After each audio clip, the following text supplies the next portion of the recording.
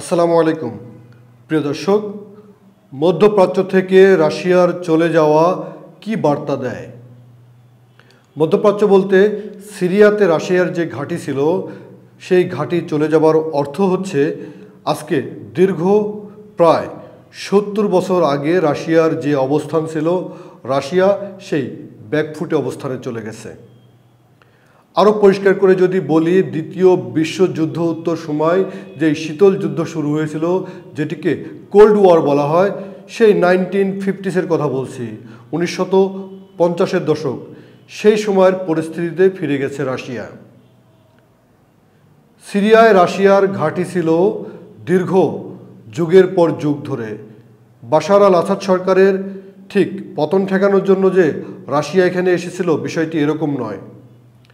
Root যদি বলি, সেই রুটটি হচ্ছে সেই কোল্ড ওয়ার। সুপ্রিয় দর্শক, যখন গোটা বিশ্বে সোভিয়েত ইউনিয়নের নেতৃত্বে কমিউনিস্ট পার্টির জয় জয়কার অবস্থা, সেই সময় কিন্তু এই যে ইরাকের যে সাদ্দাম হোসেন ক্ষমতায় ছিলেন, তার দলের নাম কী ছিল আপনারা অনেকেই জানেন, বাথ পার্টি। এটি মূলত কমিউনিস্ট পার্টির একটি রূপ। সিরিয়ায় বাশার আল আসাদ সরকার যে ক্ষমতায় ছিল, এই আসাদ পরিবার দীর্ঘ 50 বছর সিরিয়া শাসন করেছে, 50 বছরেরও বেশি সময়। অর্থাৎ এই বাশার আল আসাদের পিতা হাফিজ আসাদ, তিনিও শাসন করেছেন 30 বছর। তাদের দলের নাম কী ছিল? তাদের দলের নামও হচ্ছে বাথ পার্টি।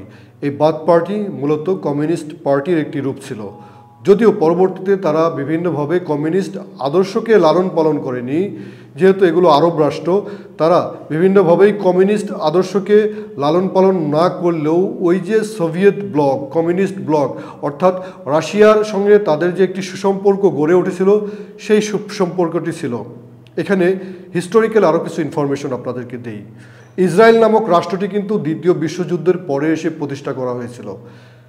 ব্রিটেন এবং মার্কিন যুক্তরাষ্ট্র তারা এসে ইসরায়েল নামক রাষ্ট্রটি 1948 সালে যখন এই ভূখণ্ডে ফিলিস্তিনের জমি দখল করে এখানে যখন রাষ্ট্রটি করে দেয়, সেই সময় আরবরা যখন ইসরায়েলের সঙ্গে যুদ্ধে লিপ্ত হয়, সেই সময় থেকেই কিন্তু এই ইসরায়েলের বিপক্ষে একদম পুরোপুরি শক্তি নিয়োজিত না করলেও তার বিপক্ষে ছিল রাশিয়া। কি কারণে ছিল?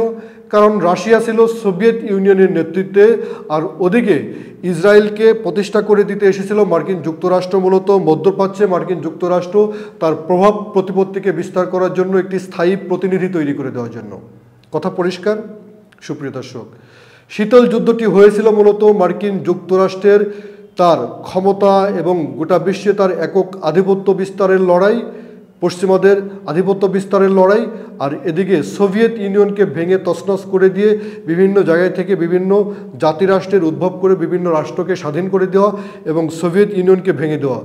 যেই যুদ্ধের সমাপ্তি ঘটেছিল 1980 দশকের শুরুর দিকে, অর্থাৎ 1990 সালের দিকে, 89-90 সালের দিকে সোভিয়েত ইউনিয়ন পুরোপুরি বিলুপ্ত হয়ে যায়, ভেঙে যায় এবং রাশিয়া তখন একক হয়ে যায়। সুপ্রিয় দর্শক, এই রাশিয়ার অধীনে অনেক রাষ্ট্র ছিল। তার মানে কি দাঁড়ালো? গোটা বিশ্বে রাশিয়ার আধিপত্যকে কমানোর জন্য মার্কিন যুক্তরাষ্ট্র এসে এই অঞ্চলে ইসরায়েলকে তার প্রতিনিধি তৈরি করেছিল। এই প্রতিনিধির পক্ষে কিন্তু রাশিয়ার কোনো সাফাই ছিল না, বরং বিরুদ্ধেই অবস্থান ছিল।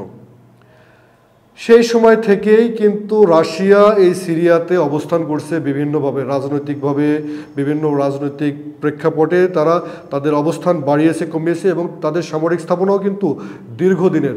এখন পুরো তাদের সামরিক ঘাঁটি গুটিয়ে চলে যাবার উপক্রম। এর মধ্যেই তাদের অনেক সরঞ্জামাদি চলে গিয়েছে। যদিও রাশিয়ার পক্ষ থেকে বলা হয়েছে তারা বর্তমান সময়ে বাশার আল আসাদ সরকারের পতনের পরে যে হায়াত তাহরির আল শামস, যারা মূলত এই উত্থানটি ঘটিয়েছে, যে বিদ্রোহী গ্রুপ, তাদের সঙ্গে রাশিয়া যোগাযোগ করছে। যদিও বাশার আল আসাদকে মস্কোতেই আশ্রয় দিয়েছে, তারপরও তাদের ঘাঁটি রাখা যায় কিনা, অর্থাৎ রাশিয়ার ঘাঁটি রাখা যায় কিনা, সেটি নিয়ে আলোচনা করছে। সুপ্রিয় দর্শক, এই আলোচনা খুব বেশি দূর এগুবে বলে মনে হয় না, কারণ হায়াত তাহরির আল শামের পক্ষে অবস্থান নিয়েছে তুরস্ক এবং মার্কিন যুক্তরাষ্ট্র। তাই এখানে কোনোভাবেই বলা যায় না তারা এখানে ছাড় দেবে, কারণ এই সিরিয়ার ভূখণ্ডে তুরস্ক এবং রাশিয়া প্রায় যুদ্ধের কাছাকাছি চলে গিয়েছে অনেকবার। কারণ হচ্ছে যে সিরিয়ার সঙ্গে তুরস্কের 900 কিলোমিটার সীমান্ত রয়েছে। এই সীমান্তে মূলত এখানে যে ঘটনাটি ঘটে, এখানে যে কুর্দি বিদ্রোহী গোষ্ঠী রয়েছে যাদেরকে তুরস্ক সন্ত্রাসী গোষ্ঠী মনে করে, যাদের বিরুদ্ধে লড়াই করে। শুধু তাই নয়, এই আসাদ সরকারের পতনের পরে কিন্তু এখন উত্তর পূর্ব সিরিয়ার বিশাল ভূখণ্ড জুড়ে যেখানে কুর্দিরা রয়েছে তাদের সঙ্গে তুরস্কের কিন্তু তীব্র লড়াই চলছে, প্রতিদিন লড়াই চলছে। তুরস্কের সেনাবাহিনীও লড়াই করছে এবং তুরস্কের ব্যাকিং আরও বিভিন্ন সিরীয় গ্রুপ রয়েছে, তারা কিন্তু এই কুর্দিদের বিরুদ্ধে লড়াই করছে। যদিও কুর্দিদের অধীনে এখনও বিশাল একটি ভূখণ্ড, সিরিয়ার উত্তর পূর্ব দিকের বিশাল ভূখণ্ড তাদের দখলে রয়েছে। তার মানেটা কি? তার মানে হচ্ছে যে এখানে অনেক আগে থেকে তুরস্ক তাদের সেনাবাহিনী নিয়ে আসছে, আর ওদিক থেকে সিরিয়া সরকারের পক্ষে, বাশার আল আসাদ সরকারের পক্ষে রাশিয়া এই সমস্ত অঞ্চলে যেসব হামলা করেছে সেসব হামলার কাছাকাছি কিন্তু, অর্থাৎ উত্তেজনার মাত্রা তুরস্ক এবং রাশিয়া পর্যন্ত ছড়িয়ে গেছে। তারা একে অপরকে দোষারোপ করছে, হুমকি দিয়েছে, আবার বৈঠকে বসছে, আবার হুমকি দিয়েছে, থ্রেট দিয়েছে। আরেকটি কথা না বললেই নয়, লাতকিয়া বন্দর, যেটিতে রাশিয়ার সবচেয়ে বড় ঘাঁটি ছিল, সেটি কিন্তু তুরস্কের খুব নিকটে। তাই এইসব ঘটনার পরিপ্রেক্ষিতে এখন রাশিয়া মূলত এখান থেকে চলে যেতে বাধ্য হয়েছে। এই কারণে রাশিয়া ইউক্রেন যুদ্ধ নিয়ে অনেকটাই এখন নাস্তানাবুদ হয়ে উঠছে। সেখানে রাশিয়া কেবল ইউক্রেনের বিরুদ্ধে যুদ্ধ করছে না, ইউক্রেনের পক্ষ নেওয়া ন্যাটো শক্তি এবং মার্কিন যুক্তরাষ্ট্র তাদের বিরুদ্ধে লড়াইয়ে লিপ্ত আছে রাশিয়া। তাই রাশিয়া তার ভূসীমানায় যে যুদ্ধটি চলছে সেই যুদ্ধ নিয়ে অনেক বেশি ব্যস্ত। আমি যখন কথাগুলো বলছি গত দুদিন আগেই কিন্তু রাশিয়ার বেশ কিছু সুউচ্চ ভবনে সেই যে মার্কিন যুক্তরাষ্ট্রের টুইন টাওয়ারে যে স্টাইলে হামলা হয়েছিল এই স্টাইলে ড্রোন দিয়ে হামলা করেছে। যদিও সেটি মস্কোয় নয়, সীমান্তবর্তী অঞ্চলে কিছু সুউচ্চ ভবনে হামলা হয়েছে। তার মানে কি দাঁড়াচ্ছে যে রাশিয়া এখন তার নিজের সীমান্ত সুরক্ষায় অনেক বেশি ব্যস্ত হতে হচ্ছে। তাই মধ্যপ্রাচ্য থেকে রাশিয়া যদিও পুরোপুরি চলে যায় নাই, যেমন লেবাননে তার অবস্থান রয়েছে, অন্য অন্য আরও জায়গায় তার সামরিক ঘাঁটি রয়েছে, ভূমধ্যসাগরে তার অবস্থান রয়েছে, কিন্তু এই সিরিয়া ছেড়ে চলে যাবার অর্থ হচ্ছে এখানে মার্কিন যুক্তরাষ্ট্রের প্রভাব এখন আরও অনেক বেশি বেড়ে গেল এবং রাশিয়ার এই চলে যাওয়ার মধ্য দিয়ে রাশিয়ার একটি পরাজয় হলো, রাশিয়ার একটি নৈতিক পরাজয় হলো। এই পরাজয়ের গ্লানি সে কীভাবে মুছবে বলা যায় না। তবে ইউক্রেন যুদ্ধ থেমে যাওয়ার পরে ভবিষ্যতে রাশিয়া এবং ইরান যৌথভাবে যদি আবার কোনো অপারেশন চালিয়ে মধ্যপ্রাচ্যে তাদের শক্তিকে সুসংহত করে সেটি ভিন্ন কথা।